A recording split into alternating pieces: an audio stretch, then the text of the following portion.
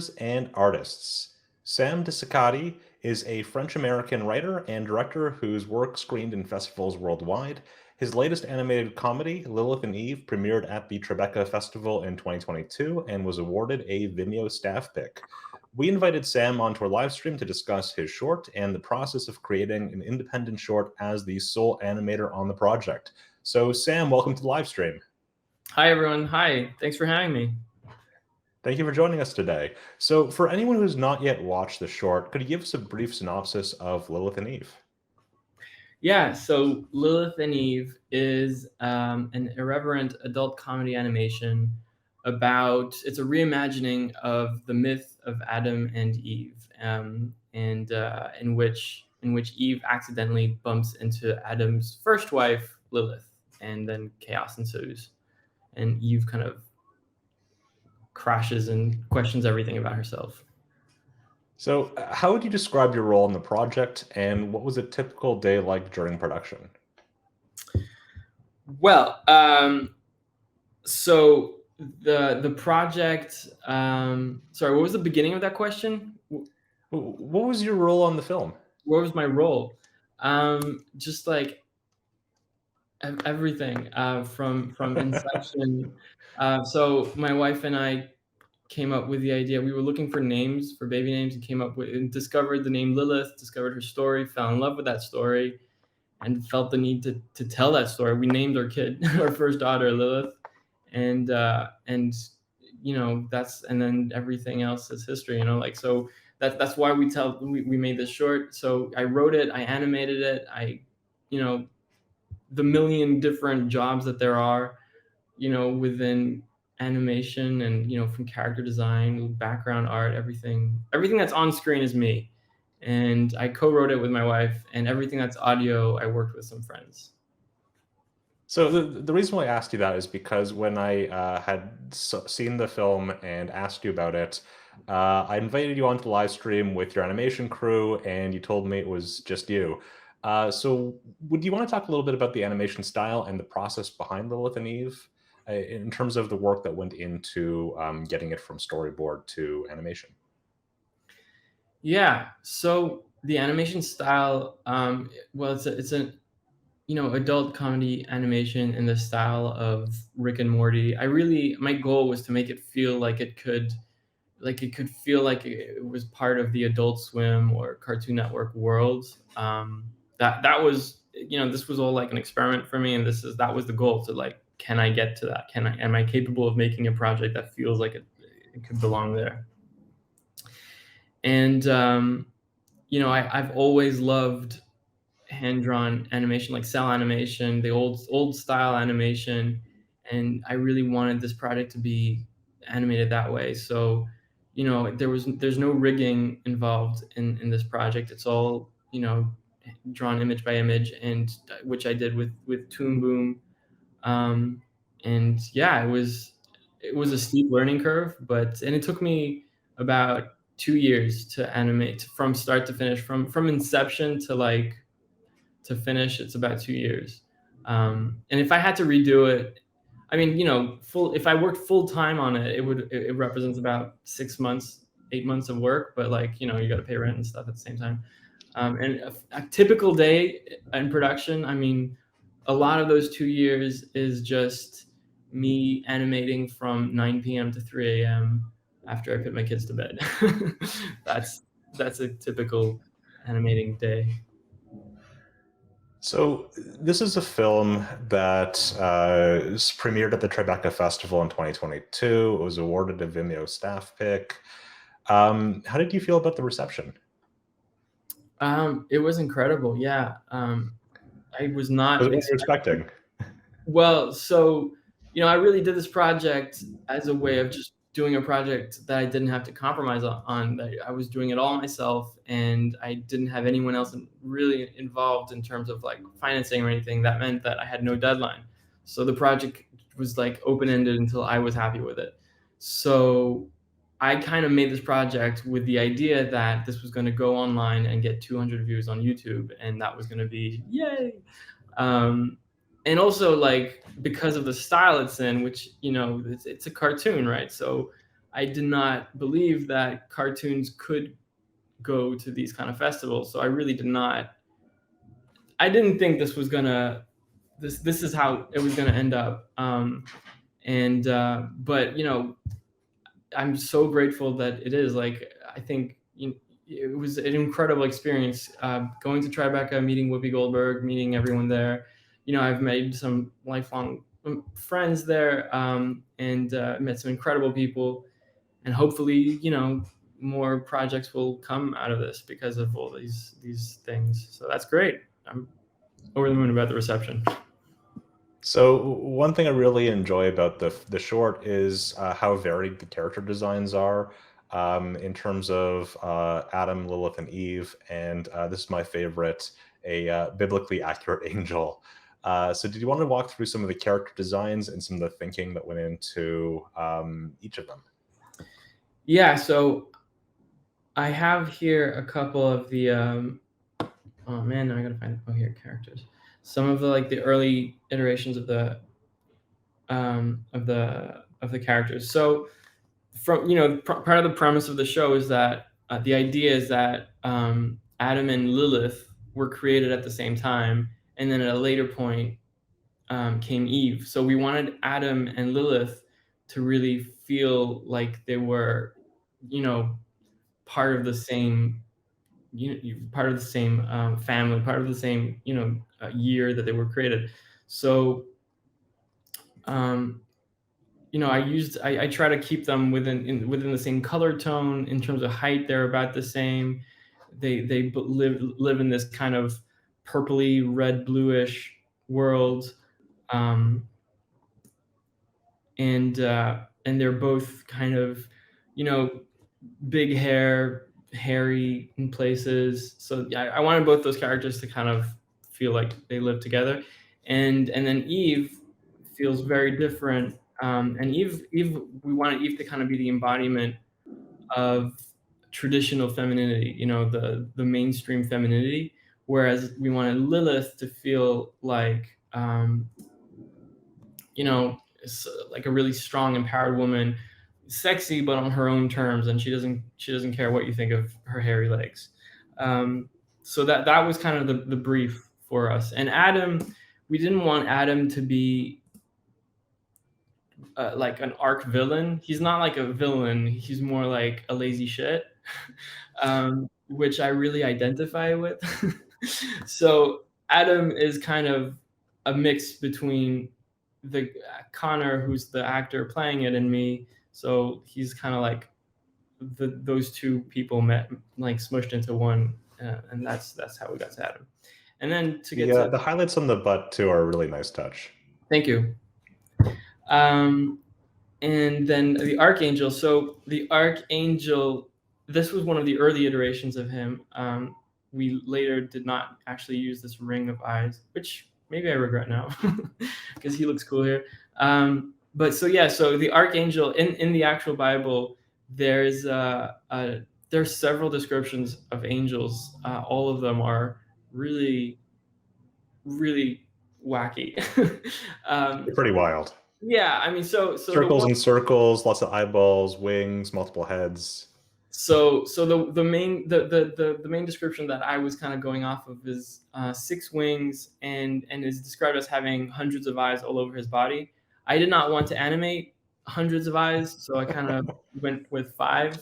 Do I not have?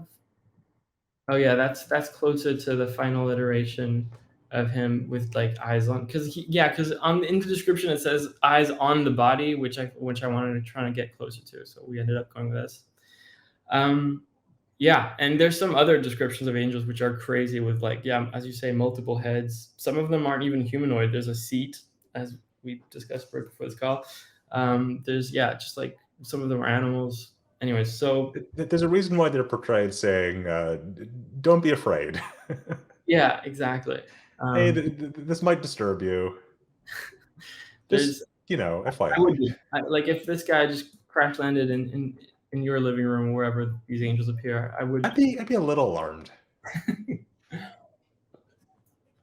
Yeah, so that was the idea for the character design, and then a lot of a lot of the work that went into this character design and the color patterns of everything, we spent a lot of time. I say we because I do everything with my wife, and basically I spend days doing stuff, and she goes, eh. And then I go, all right, I'll do it. I'll do it again. But we spent a lot of time working on the colors specifically because I really wanted to get it right. And one of our main references, let me see if I can get that somewhere. One of the main references that we used, download ref, oh my God, is a painting by Schoel, where there's a painting by Schoel where I to start, like, my process was literally taking a pipette and just picking different paintings. Let me find this painting by Schoel. It's somewhere in here. Also, all my other references, as you can see. A ton of great references. I saw a little bit of Adventure Time. I saw a little bit of Steven Universe there.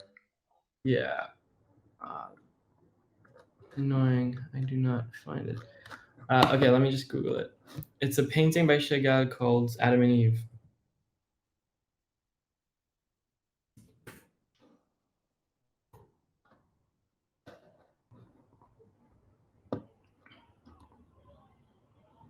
So this was like the starting point in terms of colors. It really helped us looking back at this painting and using the colors from this painting. As you can see, like the primary colors, the use of purple.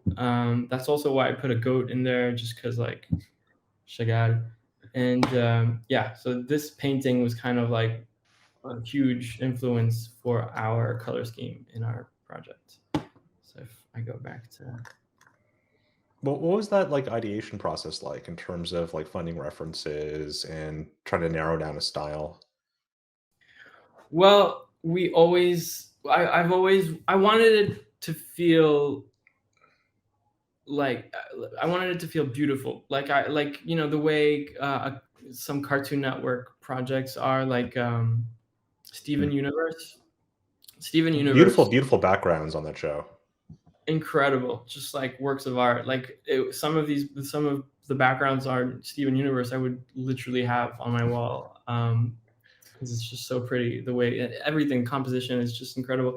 So that was definitely all the art from that show. I have a book actually right here that was a great help. That was always, I always go back to. And I knew from the get-go I wanted it to feel, to have a painterly quality the way that show does. And then, but it also had to, it's not just for kids. It's not as naive a world as Steven Universe. It has that kind of edge. So I don't know, I had to play around and get it somewhere between Steven Universe and Rick and Morty and all these other, and Futurama. So somewhere I wanted it to be, somewhere within the ballpark of Rick and Morty and Steven Universe, but with a more painterly quality, basically. That's what we were going for.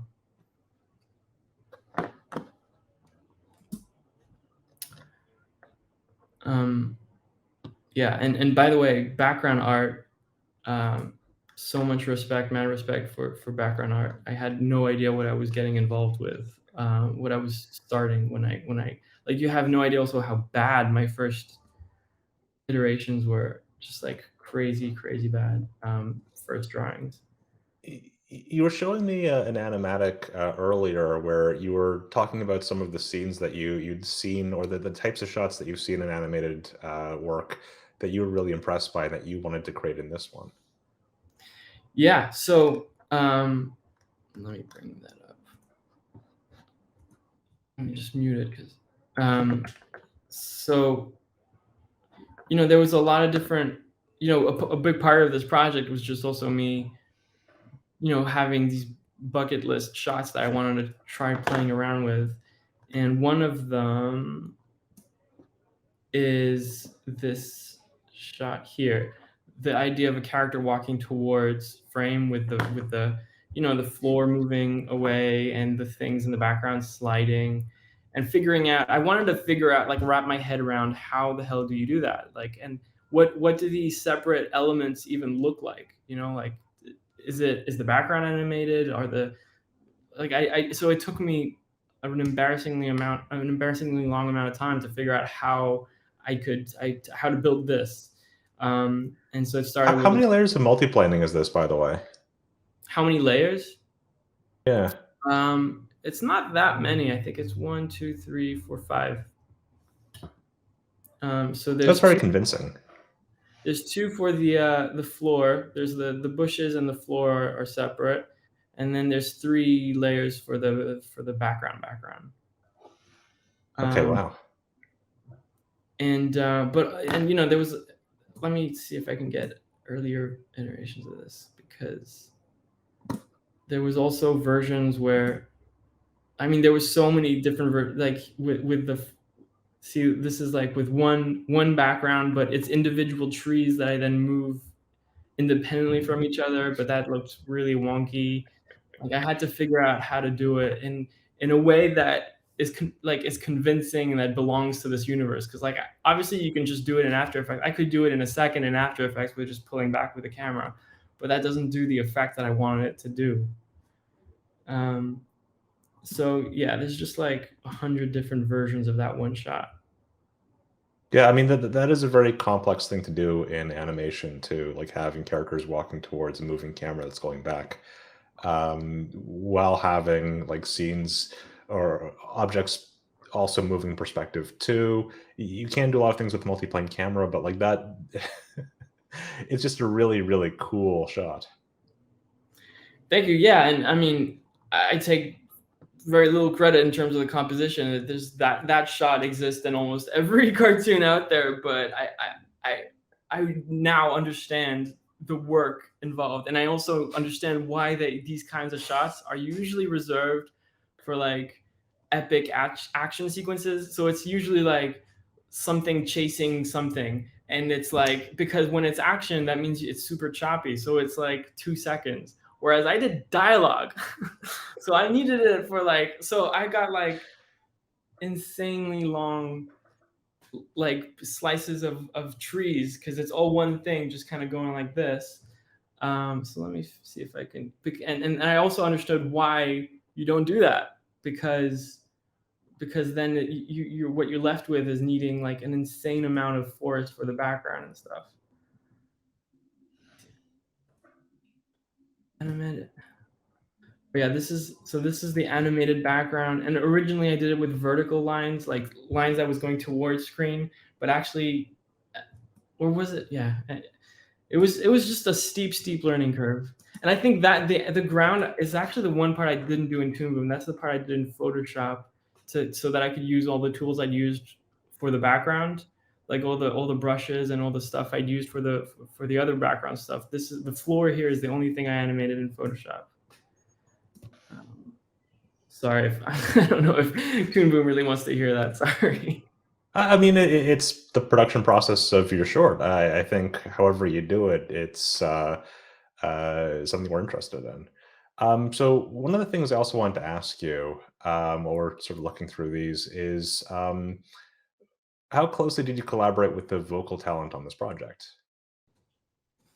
Yeah, so I was really lucky to work with some pretty established actors. Susan Wokoma, who voices Lilith, is a brilliant comedian actress who's done great shows, and Amy Lee Wood was just coming out of, or was still working on sex ed when we did this. The great thing about animation, especially short animations, shorts in animation like this, is that it's a very small commitment from them, because we can record it in any studio near them. So it was just one session.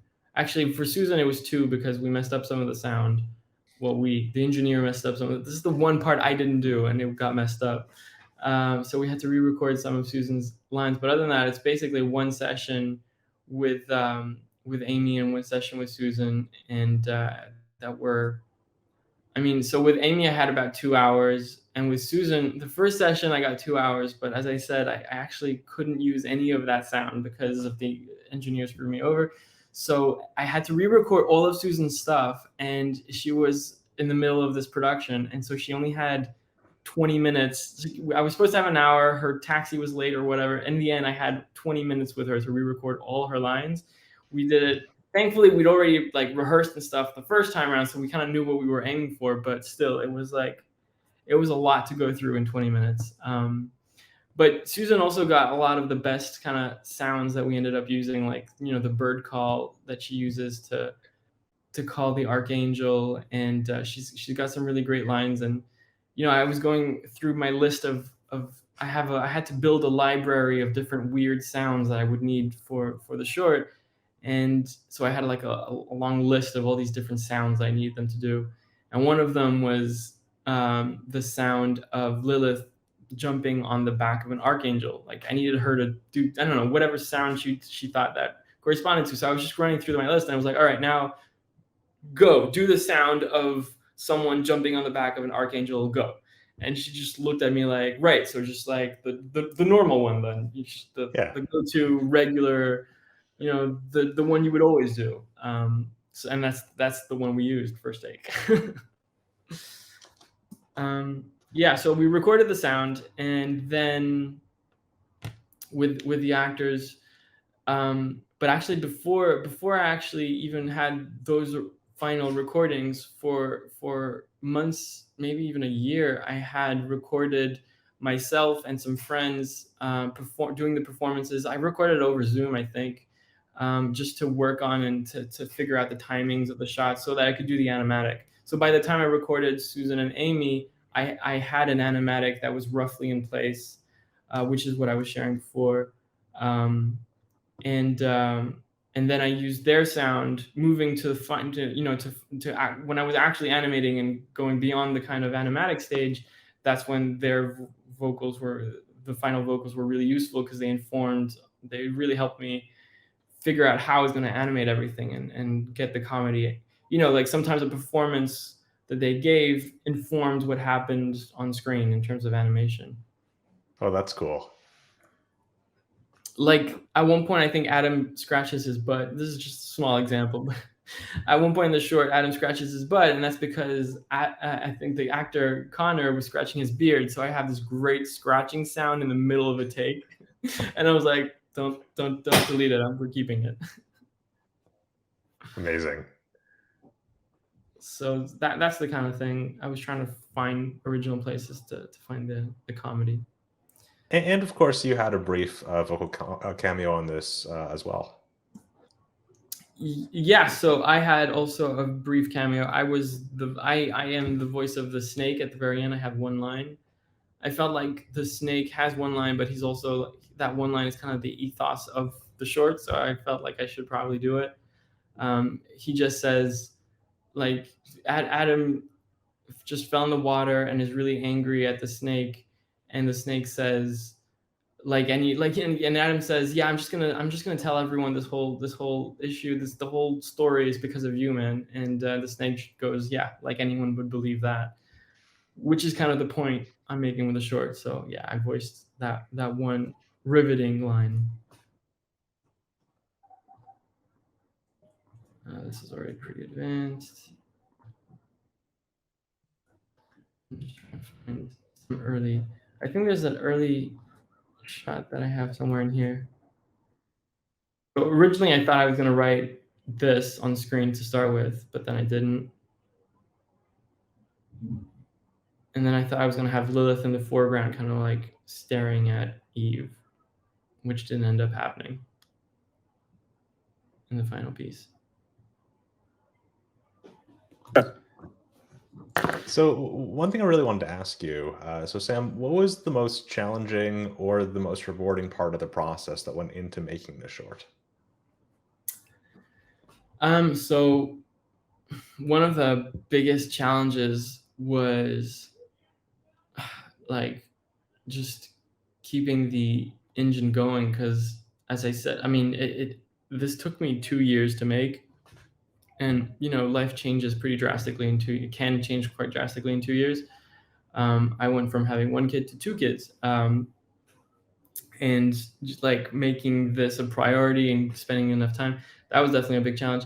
The other big challenge was learning harmony, learning how to use the tools that were available, watching all the YouTube tutorials I could find. Like Toon Boom has quite a few great resources on your website, which I definitely used as much as I could. So yeah, just like learning everything I could in terms of, you know, some of the stuff some of the shots I animated in the beginning looked so bad in comparison to what I could do after 2 years of animating that I had to redo the first shots just to kind of smooth it out a bit, because I did it chronologically. So if you look at the short, some of the very first short shots I did. Oh, this is putting in the background. Some of the very first shots I animated, like, I was so excited to animate this. This is like one of the first shots I animated, but it actually had to redo it like 3 or 4 times because every time by the end, but like I think some of the shots I'm prouder of are like this part here, the guy's landing, or when she leans down. It was kind of smoother than what I could do in the beginning. So it was I'm Lilith. It was a huge learning curve, but I think that was a big challenge, trying to just wrap my head around this huge new world that is this type of animation, this kind of, cell drawn animation. In terms of like the scenes, which ones are you the most proud of? Well, well, on a technical point of view, that's a tough question. I think on a technical point of view, I really like this shot here where the camera kind of swoops up and then like Leave. So from a technical point of view, this shot for me is one of the ones I'm proudest of.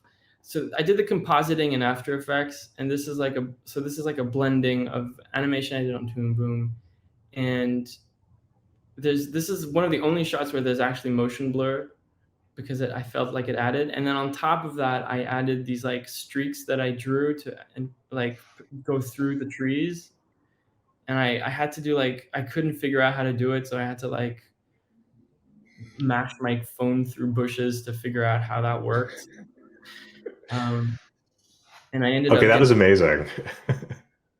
And and even then it didn't really work because everything was blurry in the shot I did on my phone. So I ended up asking a friend to do called Nino Ardisson, who's a 3D artist. She like created a forest and then had a 3D camera go through the forest and then removed all the motion blur, and then I just kind of track leaves, and that's how I did it in the end. Just like it was a bit of a cheat to do this effect, but in the end it worked.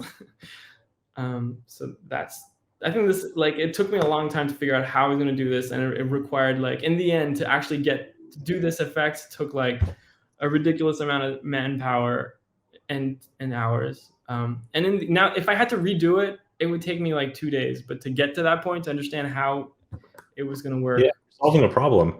I mean, one of the things that I really enjoy about animation are smear frames, the sort of attempt to like replicate motion blur in drawings, because it always leads to like really interesting and really wild types of effects that you see for like a fraction of a second.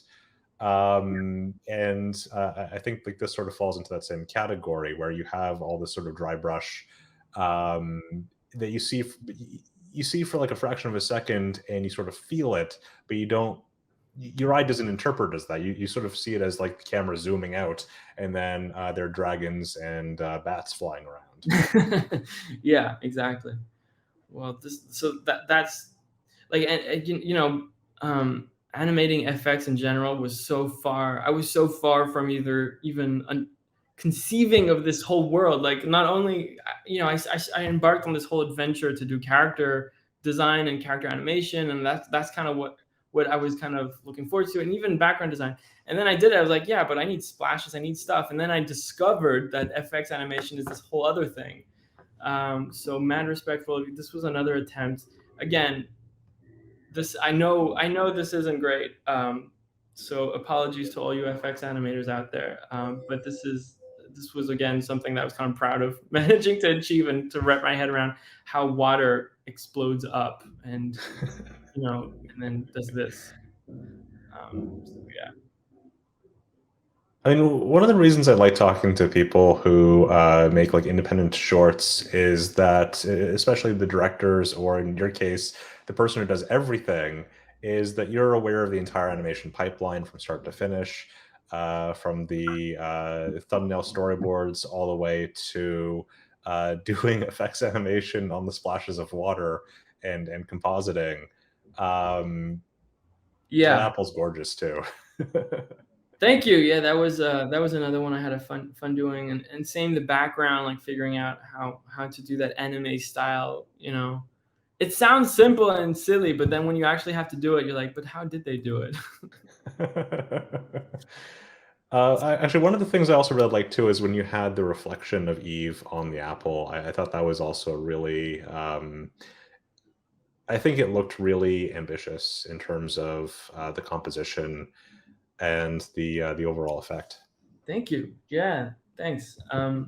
It was Because you have all these characters who are like flat colored, and then you have this the shiny apple, and making that look um, like it's cohesive and realistic in that situation is not an easy task. yeah. I originally this was not the original shot, but I don't know. I felt like it needed this. I wanted to emphasize this moment and underline it a bit to make it to make it more resonant, to make it feel different from the rest, to give it importance, basically. Um, and Yeah, I messed about a lot in compositing. I don't know if you can see, but there's like highlights and shadows. So the shadows I didn't. I when I think the shadows I did in Toon Boom. So like especially like when the shadows go dark here, for example. Which again, I know you can probably do it a lot better than this, but this is how as good as I could get it. I mean, there are so many different ways to do shadow effects. Like, what was the process in terms of the shadows? Did you have like a layer that had like sort of a blending mode to it, or did you have maybe like a different color palette for the shadows themselves? I think I had a mask. I think this is one Hmm. of the Toon Boom things that I figured out after multiple hours of Googling and tutorial learning. There's like this option of adding a shadow mask in Toon Okay. Boom, and like animate it on like an independent layer. And then you use that layer as a mask for your thing, where and so you can determine like opacity and alpha and stuff. So that I did that way. But then highlights. So this then highlights here I did in like these kind of simple highlights which don't really emphasize. Like I didn't go like crazy. Like there's no highlight on the hair in the front. It's just the outside part that I just did compositing in After Effects. But because I didn't feel I needed the extra week of work to get the point across. But this part here, like basically the parts where I focused on was the parts where I felt for the story it was really important to get the detail. And so here she has a crushing realization. So I wanted the light to be, crushing. So dark shadows, and then this. So these highlights when they're drawn on because it's the aha moment.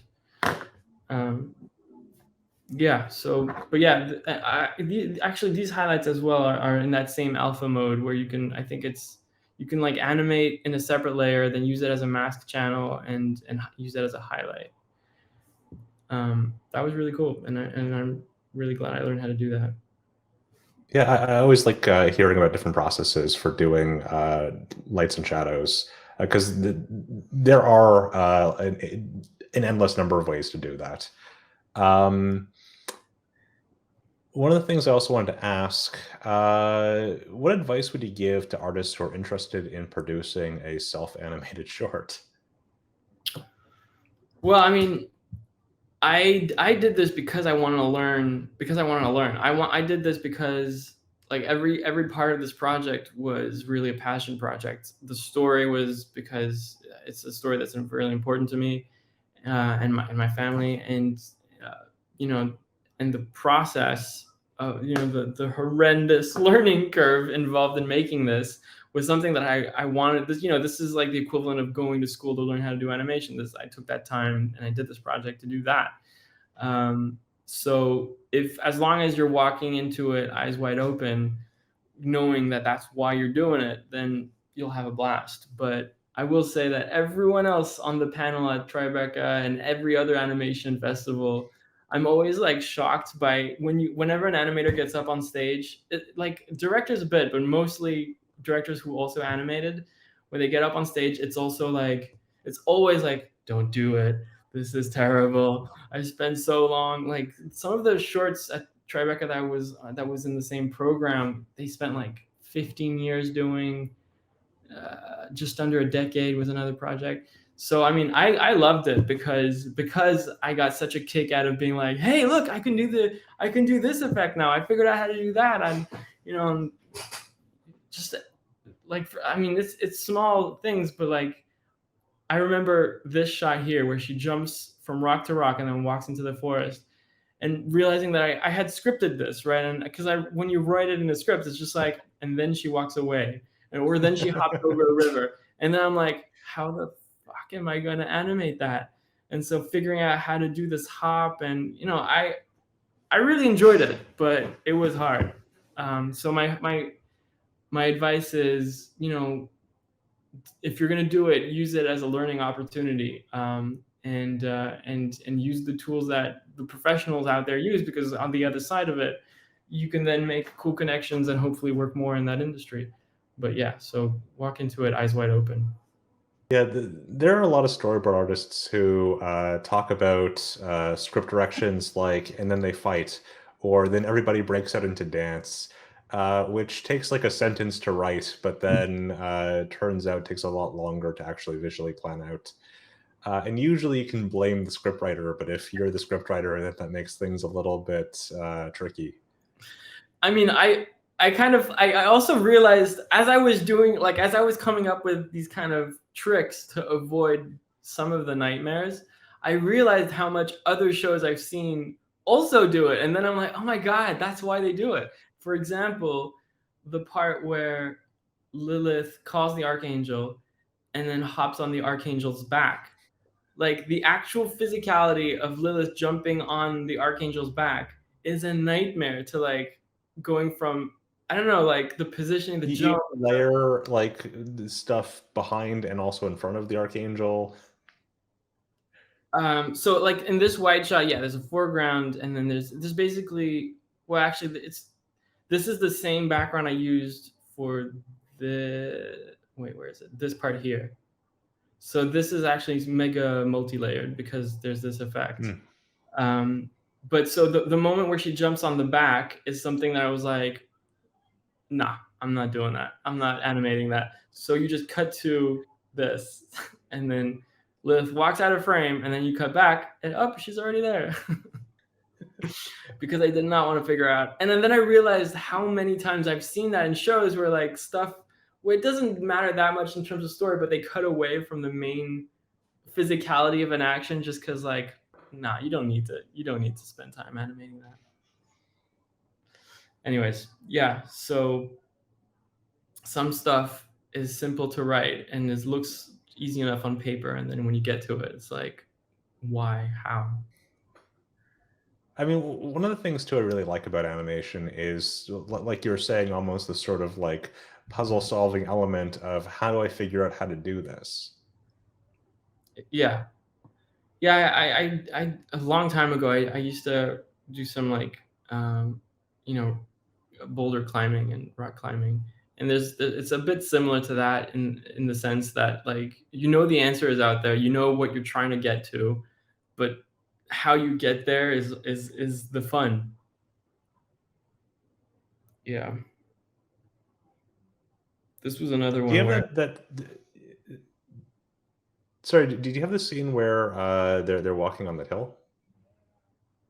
sorry, do I have a scene where what? Where they're sort of moving on the hill as the like moving towards the camera on as they're walking the. There we go. That's the one. Yeah. So there's two kind of walking towards camera. I wanted one to feel quite dynamic, like because she's chasing Lilith. She's like chasing her down. It's like, hey, get back here. So I wanted it to feel a bit like a chase.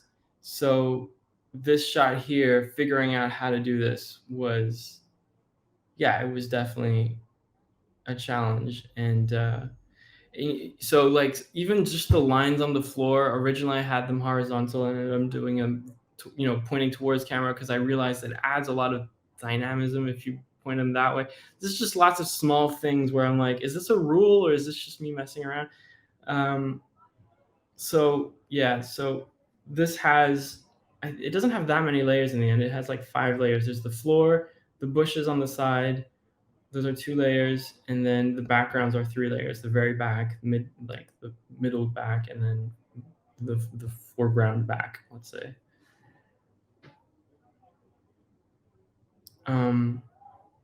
Yeah, and I think I put a slight transformer. Oh, and this is one of the early iterations, so you can see like in the corners, between where the bushes and like on the right side of Lilith, you can see the edge of frame there sometimes. I hope I fixed that in the final thing. This is like work in progress stuff. So, but I also put a morpher on the background layer so that as the trees go by, they actually also slightly scale down to give that extra kind of oomph. You can kind of Wow. I also just wanted to reiterate, like I think that this short is visually very, very impressive, and the backgrounds are a big part of that too. I just think that it's gorgeous. Thank you very much.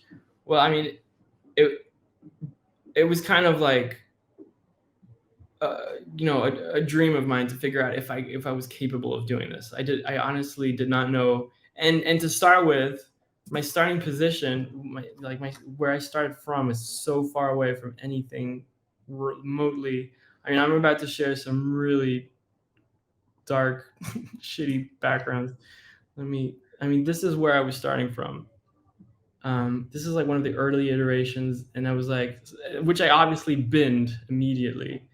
But yeah, and then some of the references. So this is like from Steven Universe, just like figuring out composition. How did they do it? And I think I tried to steal elements from their stuff, but it didn't work. So I had to just, as in like, just steal details of like, okay, how did they draw this? But it doesn't work. It has to be. So this is like one of the early iterations, and then the tree changed a bunch of times. Yeah. It went through like a lot of, and I think in the end, the actual visual landscape that you see is kind of taken from a photograph. I did this big road trip across New Zealand, and that was the most Eden-like place I'd ever seen. So in the end, the place you see is kind of riffing off of a picture I took in New Zealand.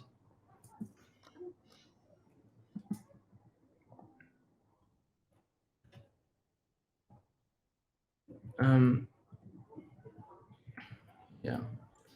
I mean, one of the things that I find interesting about the short is that you have these like really beautiful backgrounds, and then you have like Adam with his sort of butt uh, Yeah. in the same shot, and it doesn't feel out of place. It feels cohesive. Yeah, that was definitely part of the ambition, was to have both beauty and irreverent silliness exist in the same frame. Something that's where the effort, it's clear, we clearly go out. The short clearly goes out. It goes out of its way to make the shot have a painterly quality to it. Composition, colors, the textures. And I think that adds to the comedy when on top of all that, you get it. But, I think that's part of the comedy where like, it's like, ah, and then, I think that works. That's the tone I was going for.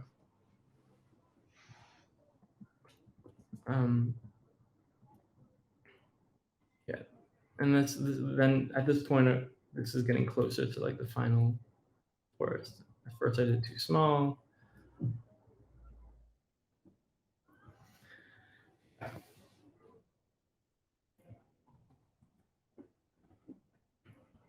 If I had to redo it, one of the things that I wish I had done, which I didn't do, is spend more time getting different types of trees, because all my trees are like samey, and I regret that. But yeah, so I mean, we're spending a lot of time on background art here, just because that was one of the parts that I felt gave a lot of identity to the project. But in terms of animation, even just like there was, I think, let me show you one of the really early animatic things. So these are like the early animatics that I did, and I use so these are shots that I did in Toon Boom, where it's like 6 frames, just to figure out the timings and stuff, and the kind of the shape and size of things. Yeah. I have no idea if this is how other people do it, to be honest. So it was. Well, it's interesting to me, right? Because this seems like sort of a layout pass that you do a little bit later on, which I think is interesting. Actually, this is one of the early stages, like storyboard. I would call this like a storyboard more than an animatic, because like the framings, I knew at the time that the framings were all wrong. It was just, how am I going to tell this story? So you can see that I have no idea. This is the hill shot, but this is before I looked into how you do it. So I was like, I don't even know how to draw it, like the idea of it. I was just like, that thing they do with hills that move. I want to do that. Yeah, but I mean, this is recognizable from the final.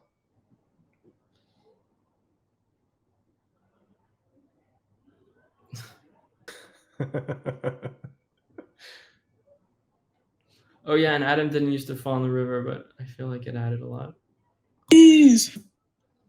Oh, and this animatic has my voice on it, so we're not listening to that. I mean, yeah. Oh, and another thing that I had a lot of fun doing in the end is I knew I wanted something simple, but that was suggestive for the credits. So I ended up animating this smoke loop and figuring out to be suggestive about they're smoking a joint, right? But I didn't show it. So yeah, that was a lot of fun. And again, this is all Toon Boom, and I thank you so much to all the online tutorials that both Toon Boom and just people in general put on there, because this was really useful to do this stuff. So, out of everything that you did on this short, what did you find the most satisfying, and what did you learn the most while working on this? In terms of like the animation pipeline, in terms of effects, character animation, backgrounds, what was like outside of your comfort zone? I mean, I had no comfort zone, so it was the whole thing was outside of my comfort zone. My day job while I was doing this, because I animated this between the hours of 9 p.m. and 3 a.m. over 2 years. And my day job was doing vector animation, animating logos and typography and rigs, like After Effects rigs, really simple basic rigs on After Effects. That's kind of my comfort zone. So this is like, it doesn't even use the same tools, right? So everything here was a learning curve, and I'm so happy I did it, because I now have so much better understanding of how this whole world works, and it opened a lot of doors thanks to Tribeca, but the short in general, just like I think a lot of people responded to it, and the fact that I think what the short really did for me is that it showed people that I know what the end product should aim to be. So, you know, if I do another project, and the projects I'm working on now, I'm not sure I'm going to be animating them, because I'm not the best animator in the world. And that was never my goal. My goal was to be able to do it so well that I can then not have to do it. Like I want to have the creative direction. I want to tell stories, and I want to know the software inside out, so that I can then understand how to tell and use the tools that are available to me to tell these stories. So, you know, what I got from it is that, like, I learned everything, all those small jobs, from compositing, editing, color grading, mixing, like that was like some of the sound stuff I did. Just like all these different skills that I learned, I now have conversations with, you know, 20th Century Fox and just Netflix and Hulu, where I'm like, I know what I'm talking about. I'm not bullshitting, because I've now done it. It's a whole other different scale. And you know, the conversations I'm having are with people who have like 20, 30 years experience, and I'm so happy to be working with these people now. But I know what I'm talking about as well, because I've done it. Even if it's on a different scale, it's the same, you know, conceptually it's the same thing. Sam, where can our viewers follow you on the web or see more of your work? Well, more of the work is coming, but isn't out yet. But you can follow me on Instagram to get all my updates, which is just Ceccatty, Ceccatty, which is on this, you know, the I think my name was written places, because no one's going to remember how to write it. But yeah, Instagram is the best place to kind of get updates. You know, development is slow in the works, but hopefully I will have some cool stuff to share, hopefully in the months that come. I'm working on some cool projects that I'm not allowed to say much about or show much about, but yeah, hopefully you'll be hearing about me more. And of course, for anyone who hasn't already seen the film, if you look up Lilith and Eve Vimeo, you will find the short. It is well worth your time if you have not already seen it. Thank you so much, Sam, for joining us to discuss your work on the film. And thank you to our guests who joined us for the live stream. If you're interested in animating an award-winning short, artists can get started by downloading a 21-day trial of Harmony Premium from our website. And we will be taking next week off from the live streams, but we'll have art streams coming up on the 27th with Maria Vlasel on tips and tricks in Harmony, the 28th for Collaboratory, our Storyboard Pro improv show, and the 29th for interviews about finding community in animation. So thank you so much for watching and tuning in, and be sure to tune in next time. Thanks, everyone. I'm going to leave it on this frame.